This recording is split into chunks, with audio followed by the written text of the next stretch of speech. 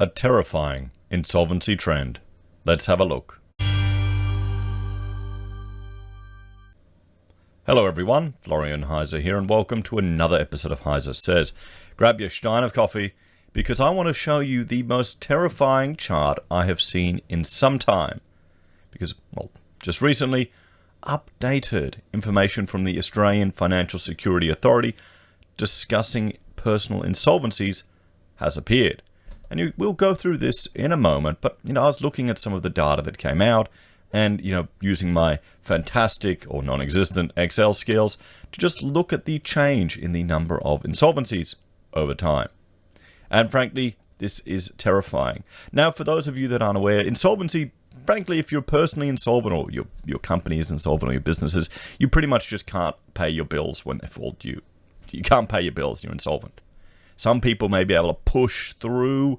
In the US, they've got changes to, they've got special bankruptcy legislation so you can kind of trade your way out. And they're looking at proposing that here in Australia, which could be a good thing. But this terrifies me, this chart. I'm going to bring it up now because I brought it into my deck. So this is the total number of personal insolvencies in either in business or individual, just the total, throughout all of Australia. Now, look at that. Look at the July 1 to July 14, 2019, hovering around 1,200. And then it shot down after that, as it does, climbed back up again, down, up. And then, what happened around March? What happened around March? I wonder. Well, and I've got my chart here. Around about here, this is when they start introducing the ability to trade while insolvent. And now we're sitting at under 400. Under 400 in this fortnight. Look at that. That's terrifying. Because on the 31st of December, once the ability to trade while insolvent disappears, what do you think is going to happen to this chart? What do you think is going to happen? Look at that. We're sure that's probably a peak. Let's say 800 is the norm. We're sitting at half. Half that? Down here? How many of the businesses which should be insolvent? So let's say, I'll just draw on this.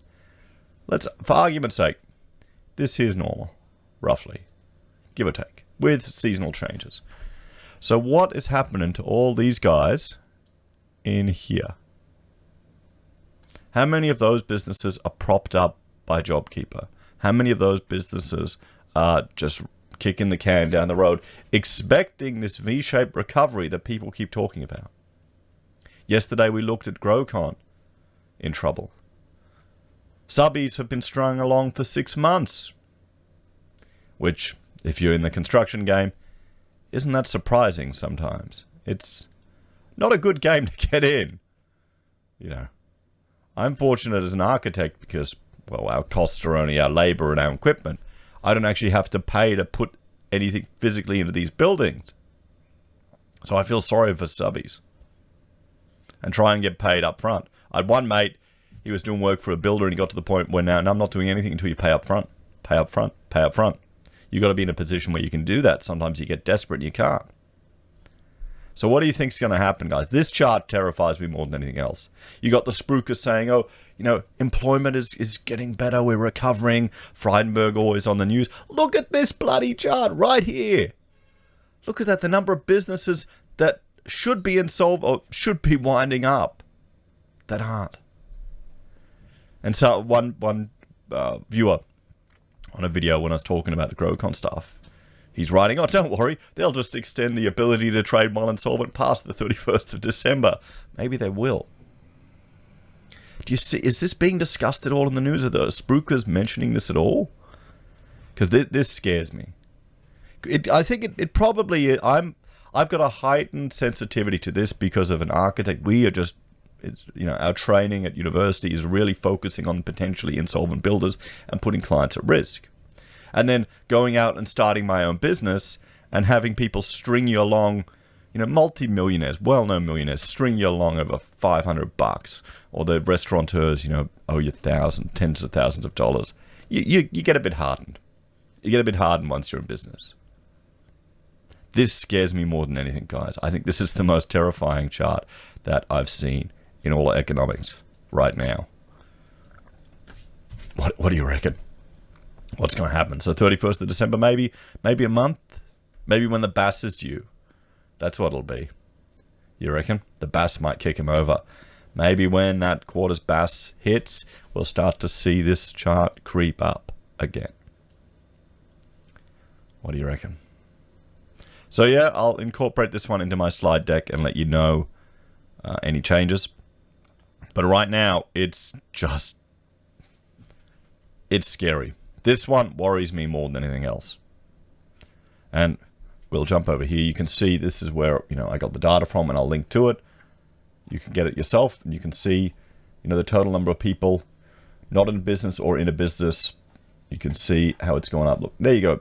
1,161, and now we're at 356. So we're at the lowest level since I've gotten this data since last year, since July 2019, everyone. The lowest level. But everything's fine, don't worry.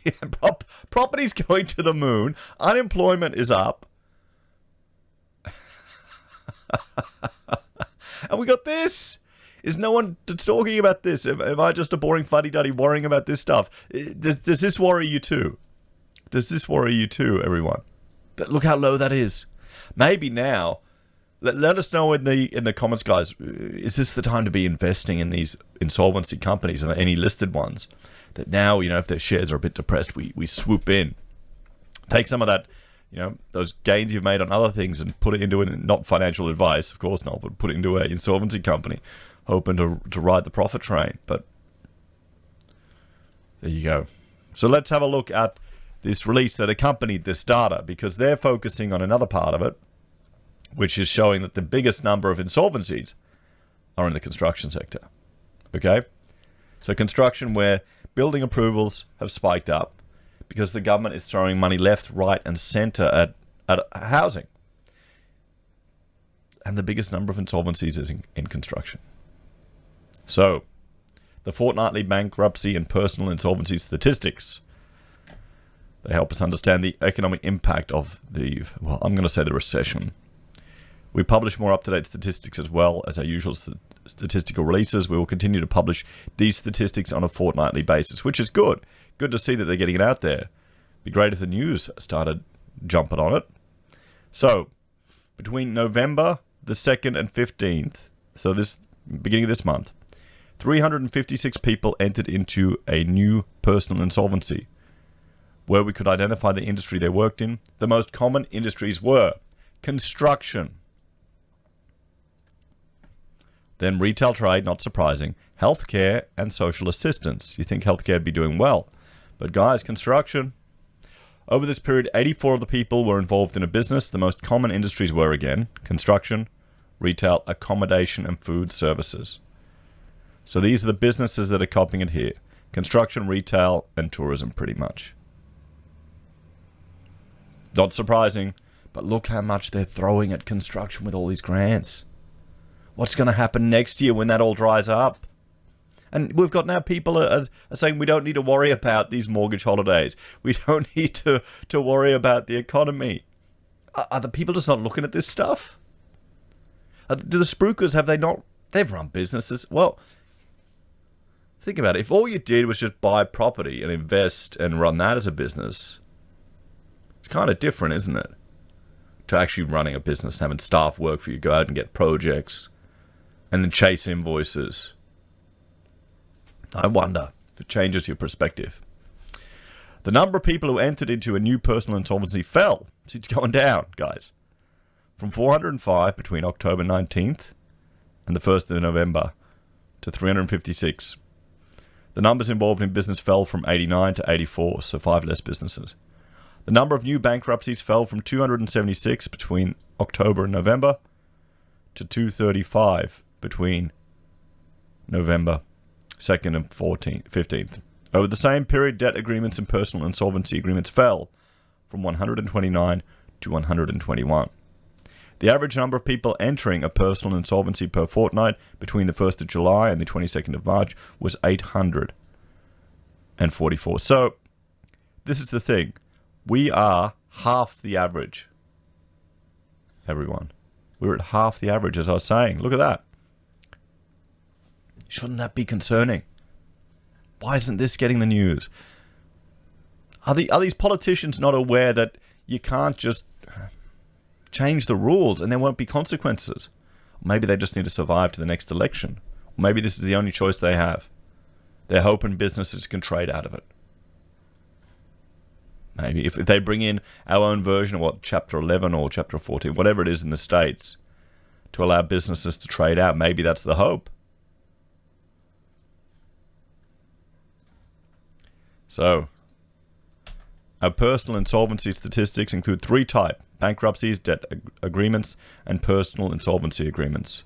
Our business-related personal insolvency statistics include people who have traded as a sole trader, including as a contractor, subcontractor, or similar, or been involved in a partnership and or been a director, secretary, or held a management role in a company. We asked for this information for the last 5 years for bankruptcy, and personal insolvency agreements, and 2 years for debt agreements. For company insolvencies, see the Australian Securities and Investment Commission insolvency statistics. So there we have it, guys. So I may have a look at companies as well. So these are just personal. That's a whole other ball game. So should we be worried that we're running so far below average? Am I right to be scared about this graph? And what do you think it means for next year? And people think the recession's over. We haven't even seen it yet. It hasn't even started. Until this gets to normal levels, we can't even say we're on the road to recovery. Doesn't it need to peak before we can say we've recovered, where we've hit bottom? Is this a leading indicator of the bottom of the recession? There's a question to you. There's one for the more experienced older people. I'll see if I can get data back from the last recession we had to have. But that'd be interesting. It's probably in a piece of paper printed somewhere in a library. So there we have it, guys. The chart that is terrifying me the most of all of them. Personal insolvency is running at half the average. But it's, I'm sure it's all fine. Quick, run out, get that mortgage, buy that house at 5 times your income. Oh, wait, no, that's actually quite reasonable. It's 10 times your income now. Oh, boy. Anyway, let me know your thoughts and opinions in the comments down below. Please like, share, and subscribe to the channel. If you're a fan and want to support the content I create here, there are a few ways you can. You can join us on YouTube or Patreon. You can support us using our affiliate links at Amazon, eBay, Independent Reserve, or Kucoin. You can buy merch from HeiseSays, or you can also use AussieBroadband too. You can buy merch from HeiseSays, from Teespring, or the Pocket Squares Rachel make. You can use Gold Pass from the Perth Mint, or support us via PayPal. Have a great time, everyone. See you next time.